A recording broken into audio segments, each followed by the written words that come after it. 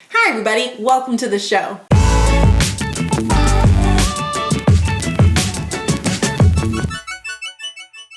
Hi everybody, my name is Amanda and I am the homeschool mom and teacher behind Raising A to Z, this awesome homeschool YouTube channel.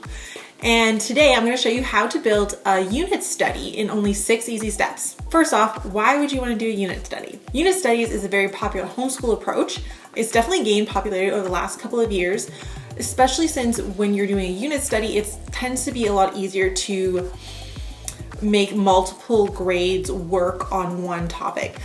Because the kids who are younger can pick up what they pick up, the kids who are older can dive in deeper, but you're still studying one topic. So it's definitely grown in appeal, especially for families who have multiple children homeschooling over a larger age gap. Another reason unit studies are so popular right now is because they are super engaging. You can pick so many topics and kids can just dive right in and learn everything they want about it, and they're really easy to pick based on your kids' interests. So just for those reasons alone, they're really popular. Another reason why they're so popular is they tend to be pretty hands-on. There tends to be a lot of hands-on learning and experimenting and play, more so than, for example, a workbook. With that, unit studies also blend really well with a lot of other homeschooling approaches and are a great kind of pick-me-up. For example, we definitely use a lot of unit studies, but I always make sure to do like one that I think my kids are absolutely gonna love right after Christmas. So in January, because after kind of the Christmas excitement, we kind of usually hit a slump. And by picking something super engaging in January, it kind of helps get us back on track. So unit studies are great. They're a lot of fun, and I'm gonna help you build one. Now, you can buy unit studies. There's a lot of amazing curriculum out there that if you wanna get a unit study, you can. For example, Gather Round she does homeschooling curriculum that is super popular. She's Canadian. And it comes with like workbooks and worksheets for kids to do, along with a whole other slew of things. That's great if that's what you want. There's also a lot of free curriculum. If you're searching Pinterest, kind of type in like unit studies and the topic that you're looking for, and you will probably find something that is a free or very inexpensive download. But sometimes you just can't find what you're looking for. And if you're like us and we're really not into like the workbook aspect of a unit study, we're kind of more hands-on, then you might want to forget looking for a unit study online altogether.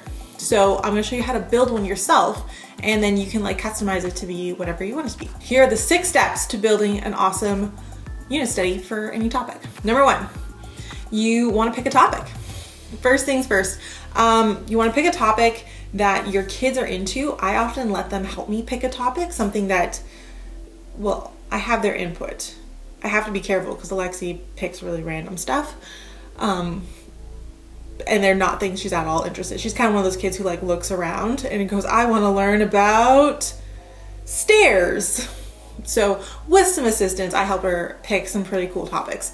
And so we jump right into those topics and we learn all about them. When you're building your own unit, I often recommend that you pick like one main subject and then do 2 or 3 subjects kind of supporting underneath. For the purpose of this particular video, we're going to talk about building a plant unit study. If we're talking about plants, I'm going to use like science and biology as my main subject, and then I'm going to support it with other subjects. For example, we're gonna do some art when we paint and draw the plant leaves. We're gonna do lots of reading with like stories about plants and nonfiction about plants and poems and stuff like that. And then we're gonna do like some social studies type stuff, talking about like environmentalism and being green. So learning about plants is my like top subject, and then I have a couple others kind of coming up to support it. You don't wanna do too many subjects though, especially when you're building your own, because then it takes a long time. And it would be really overwhelming. So I find by doing it with kind of the main support and a couple building up underneath, you can build a unit study fairly quickly that is super effective and it's not overwhelming to create. Step number 2, find some books. So when it comes to finding books, I first check my library and I will go through every picture book title that we have, and I will pick out as many books that kind of remotely are related to our topic. So I'm going to pick out everything from like Watch It Grow, Barbara Reed Life Cycles. There's a whole section in here about plants and plants growing. I'm also gonna pick out, I can't find it, I have a book about counting about a little seed. This is Joanna Gaines' We Are the Gardeners. Like, this is another book that I have. I'm just gonna pull out like whatever books that I have in my own personal collection, and I'm gonna put them together. Then I'm gonna go find stuff from my local library. But what I like to do is, like, for example, I would pick a unit, like let's say I'm doing this one, I'm gonna do it in May. Sometime in April, I'm gonna start looking for books, and the week before I need the books, I'm going to go online and reserve them all, and then just have them shipped to my branch, so then I don't actually have to go peruse the shelves. I can just type in like plant guides and they'll pop up. I'm like plant life cycles, pop up, seeds, and they'll show me everything that pops up, and I'll kind of sort it by like nonfiction, fiction, age levels, and that way I'll end up with probably 10 to 12 books, if not more. I can pick up as many as I want. And then I just pick them up from my local library.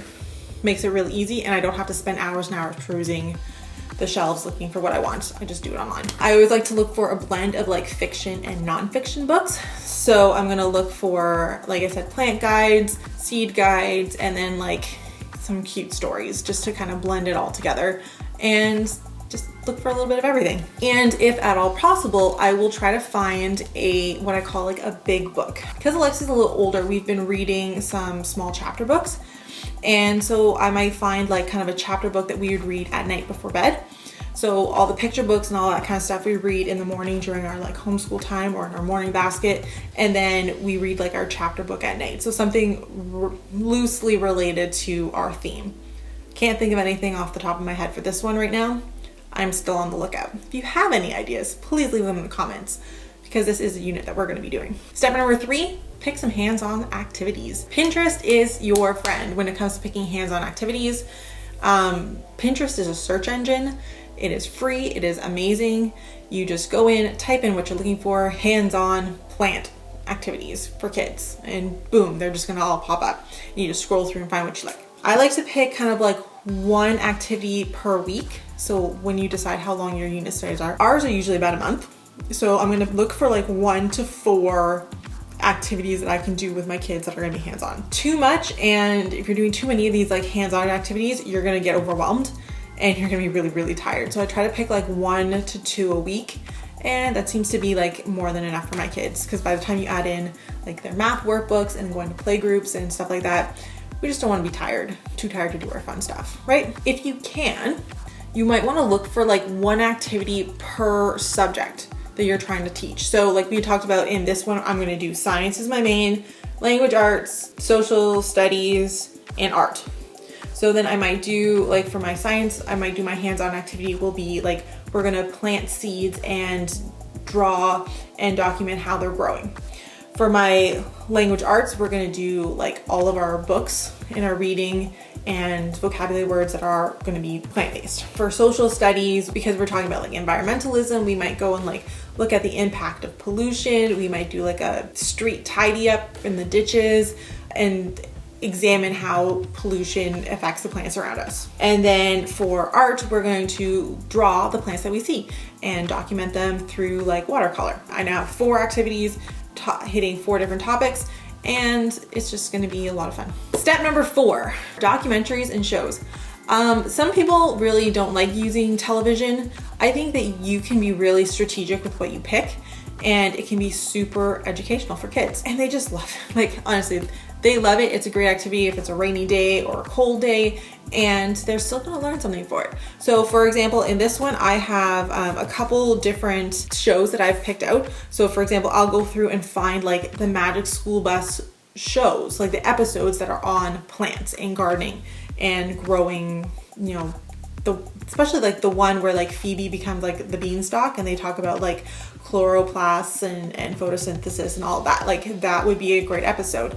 Another one where we're going to talk about that we might want to watch is The Biggest Little Farms, which is about a couple who buy a farm and they have to use like plants and biodiversity to like bring their farm back to life. There's lots about like different types of plants and how to make healthy soil and how to help your garden grow. And so like that would be a documentary we would watch with the kids. So every now and then we might sit down and watch a show or watch a documentary, and it's just a great way to kind of like sit back and let someone else do the teaching in a way, but also the kids are highly engaged and interested because it's someone else who's talking and it's not just you. And often, like, come on, Magic School Bus is just straight up amazing. So find some awesome TV shows or documentaries. Step number 5, you're going to pick one big project. In the public school setting, your one big project, if you were a teacher building a unit study, your one big project at the end would be like a test. Since we homeschool and we don't really believe in tests, we come up with some awesome hands-on activities. We come up with a different type of project at the end. So we might look for something, you know, depending on what our topic is. It might be a report, it might be a poster board, it might be a presentation, like an oral presentation, or a video, or a diorama, or like in this case, we're gonna plant a garden.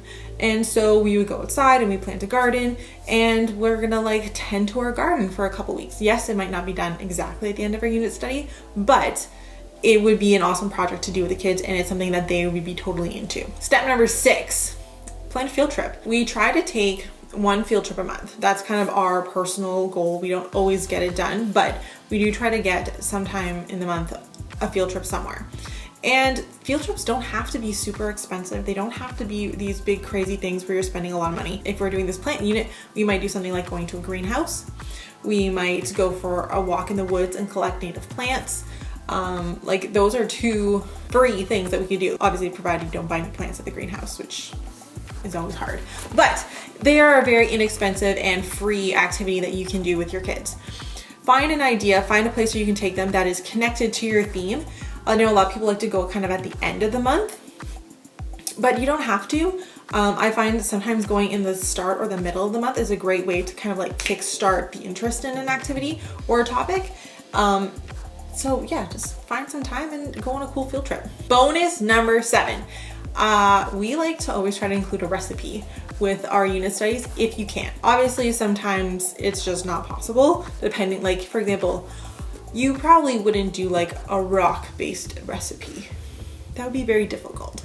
But if you can, find a cool recipe that is like connected with your theme, and the kids just seem to really like love learning about what they can eat and how what they're eating is, it just kind of brings everything together, right? Like it just connects them even more deeply with what they're learning about.